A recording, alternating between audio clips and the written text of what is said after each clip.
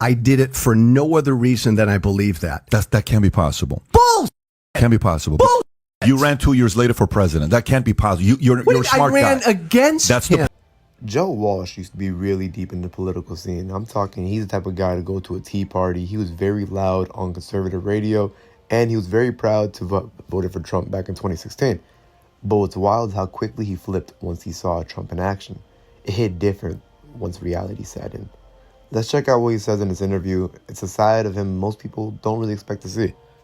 Now that you know who he is, Joe, great to have you on the podcast. It's an honor to be here with both you guys. Seriously. Yeah, it's great to have you on, man. And Tom. Yeah. Thank you very much. Now we know Tom knows one-liners from movies, and other places. Specifically, A Few Good Men. A Few Good Men. So, you know, for the audience that doesn't know, maybe, you know, give a little bit about your background on, you know, what you did, you ran, why you supported Trump, why you turned against him, and then why you supported Biden and where you are today. So it's a weird...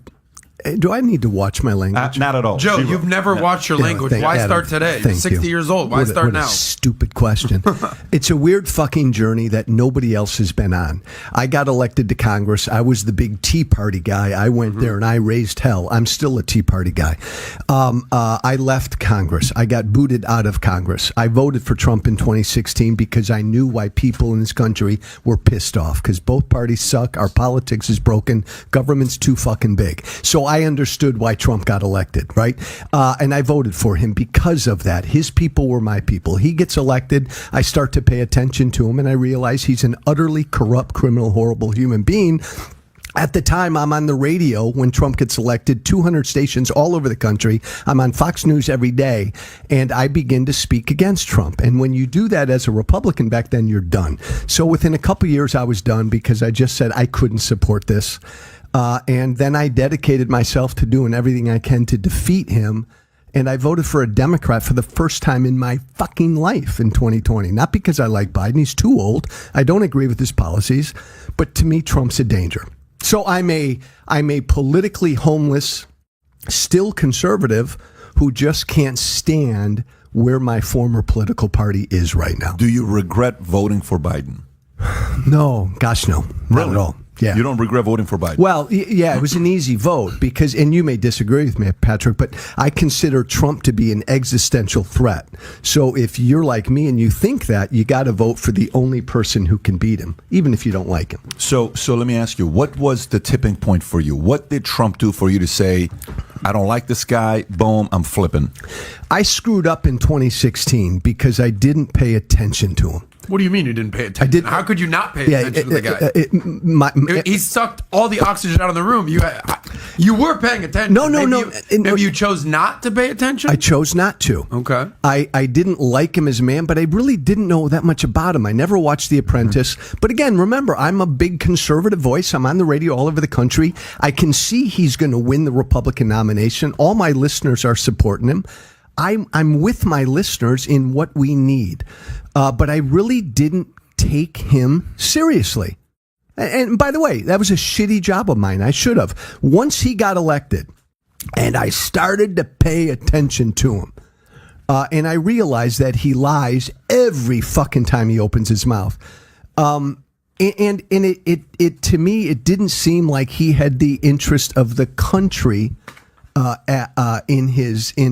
didn't care about the country. He only cared about him. The final straw was Helsinki, the summer of 2018, when Donald Trump stood in front of the fucking world and said, I'm with Putin. My own people can go jump. I went on the radio that night and I said, I'm going to do everything I can to make sure he's not reelected. And the minute that happened, I began to lose my radio show.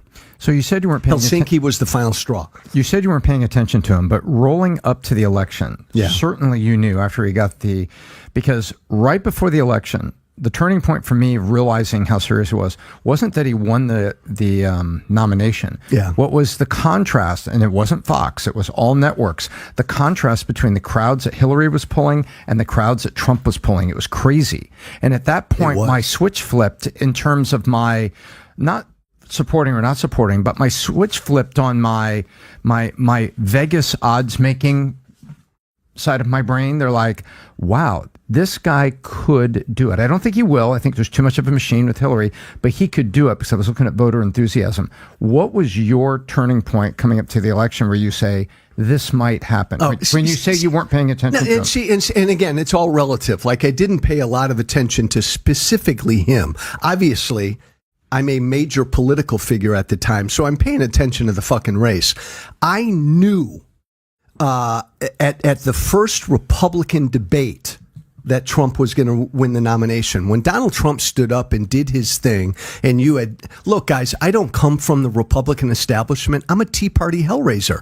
And you had Jeb up on that stage. Looking like yesterday's lunch. Yeah. No inspiration whatsoever. Yeah, Jeb and Marco and all these guys up on stage sounding like just fucking politicians. And Trump gets up there and says, I'm going to build a fucking wall. I'm keeping these people out, blah, blah, blah. And he's throwing insults at people. And all the Republican establishment people were telling me, that's horrible. We cannot nominate this guy. But everybody who called into my radio show said, Joe, it's about fucking time. I knew then Trump was going to win the nomination. I think I knew a couple months before the general election that he was going to beat Hillary because Hillary sucked. Hillary was the poster child. Look, we live in a populist moment, guys. Americans are rightly pissed off at our politics. Hillary was the poster child for establishment politics. This right here is one of those rare moments. Someone who was part of the machine straight up says, yeah, I got it wrong. But not just dangerously wrong, it was horrendously wrong. You can even see it on PBD's face. He looks uncomfortable, like he's trying to figure out if Walsh is just bitter or pushing some angle. But sometimes people just see the truth. It hits them. It hits them hard. They change, but nothing's really fake about that, if you were to ask me. He was going to win 2 minutes before. I felt like 2 months before. I felt like he could.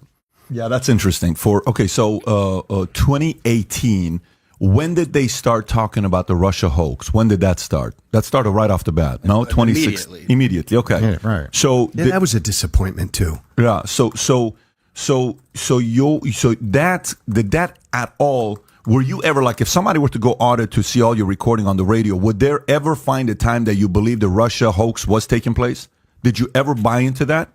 No. Like, let's just say we do an audit right now, and it comes back and it says, here's what Joe Walsh said about Russiagate. He believed it. He said, yeah, he collusion. We should put him in jail. We should impeach them. Would any of those snippets be found of you saying that? No. Well, I actually don't know where the question's coming from because I believe, and I think it's fact, that Russia fucked with our election in 2016 to help get Trump elected. I think that's obvious. And after Trump won in 2016, and then it became public, like Russia did this, Trump's first instinct was to get pissed off about it. Trump just got fucking elected. And our intelligence people come out with, everybody around Trump knows that Russia fucked with that election to help get Trump elected. The only one who couldn't admit that is Trump. Stop saying that. Stop. It's true. Stop. You can't say that. So okay. Well, I just did. But I know you can say that, but it doesn't mean it makes it true. You can say that and make a statement like that. Just to interject, there's two separate things you're talking about. Yeah. Did Russia meddle in the election with bots and Twitter? That is separate. Did Trump collude with Russia? Because those are two separate things. Did Russia have bots and Twitter and all? Yes. Did Trump collude? That's a separate question. And that's essentially what Pat's saying. He's saying that's what was marketed, but that wasn't true. But is Pat acknowledging that Russia fucked in the election? I will acknowledge that U.S. has participated in every election they can in the world, and I would acknowledge that China, Russia, and any major empire in America, in the world, has been involved in other elections. Mm-hmm. I would say everybody does that. So what that means doesn't give your statement a lot of credibility. What I will say is the following.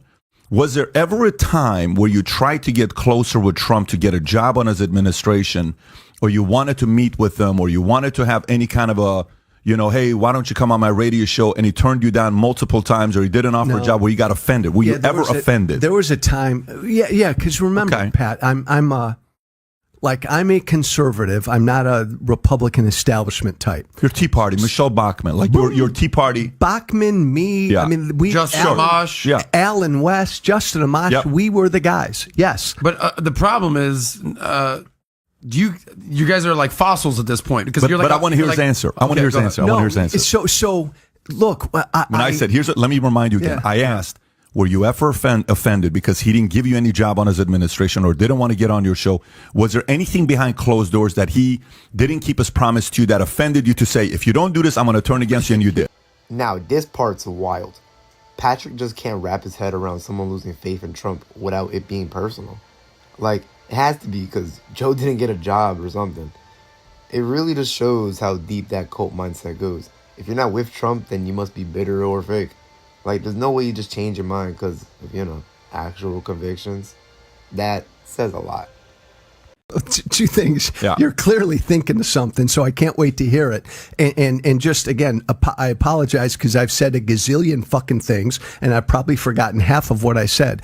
I remember wanting him to succeed.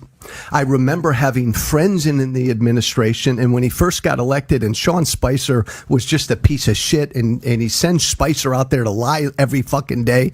I remember talking to a few people saying, my God, Trump needs an honest, good, tough spokesperson. So I'll become Trump's spokesperson. I forgot who I said that to, but early on in the administration, I said, it would be great to be that for Trump. That's the only one I think I can remember. But yeah, initially, because I knew why Trump got elected. His people were my people. I wanted him to succeed. Yeah, but so then that reveals something. So because... But that doesn't impact at all. Give me a break, Joe. So, fuck no! Don't give me a break. Yeah. I've been through fucking hell. I say what I believe. By choice, though. Exactly. You chose to do this. It's not like nobody forced you. This is America. Nobody can force you to. No, I chose to do what I did. And your choice was, hey, I think, because what I think of you, I think of Mooch. And Mooch is a friend. I like Mooch. Mooch and I have spent time, and we've had him on, but similar situation. Maybe Mooch did get the job and you didn't get the job, but you got the job. And then, 11 days later and 7 days later, and that's Trump's challenge. You're talking about Scaramucci. Yeah, of course. He knows what I'm talking about. So, all of a sudden it's like, hey, you're fired. I mean, that's a public humiliation when you do that. Trump could have handled that in a very different way. To fire a guy that quickly after you hired him, there is responsibility in the person who hired. So, if you fire somebody that quickly, you didn't do enough due diligence to hire the person initially. So there's responsibility on both sides. But, there are a lot of people on both ends of the aisle, on the left and the right. A lot of times when somebody flips on Biden or you flip on Obama or you flip on Bush or Trump or whoever, behind closed doors, there was conversation to say, hey, if you back me up, I'm going to figure out a way to get you a job. Wink, wink. And then they don't. No. And then you're like flipping out saying, I can't believe you didn't do this. I'm going to go and I'm going to do this. So those are the types of stories that the public never knows about. We don't know about. I'm not telling you there's credibility behind my... No, there's not. Yeah. I mean, everybody, by the way, just so you know, Pat, everybody in my position who came out and said, I'm against Trump, they did it for their own reasons. Maybe some people did it for money, for a gig, for a job. I don't know why Mooch did what he did. I'm telling you that when I came out 5 years ago and said, I can't support this, I did it for no other reason than I believe that. That can't be possible. Bullshit. Can't be possible. Bullshit. You ran 2 years later for president. That can't be possible. You're a smart guy. I ran against him. That's the point. So that's the point. So you have to come out 5 years ago to go and say, I can't stand this because you're thinking the Republican Party is divided and you're thinking you're going to get the side that's against Trump. No, that's wrong. Which part is wrong? I never said, and I don't believe the Republican Party is divided. It's never been divided. It's Trump's party. Wait a minute. I've acknowledged that publicly. But by the way, can I hear myself a little bit more? Yeah. Because I'm an old man and I'm Lincoln deaf. Project. So go to Lincoln Project. Talk to the Lincoln Project people. Yeah, but they're not me. I'm not saying you're Lincoln Project. Of course not. But the Lincoln Project people are against Trump, and that was a community that some people banked on. They said, okay, if I think it wasn't my community. Well, the Lincoln it's more your community. I've got nothing to do with it. It's more your community than MAGA. No, they don't. No, well, hold on. Yeah. I don't have anything. Guys, this is a big, diverse world. A lot of people support Trump for a lot of reasons. A lot of people oppose him for a lot of reasons. I don't do anything with the Lincoln Project. And by the way, some of those guys have enriched themselves. Look at my tax returns. I have not, Pat, let me just get this out of the fucking way now, because I've been through fucking hell for 5 years. By choice.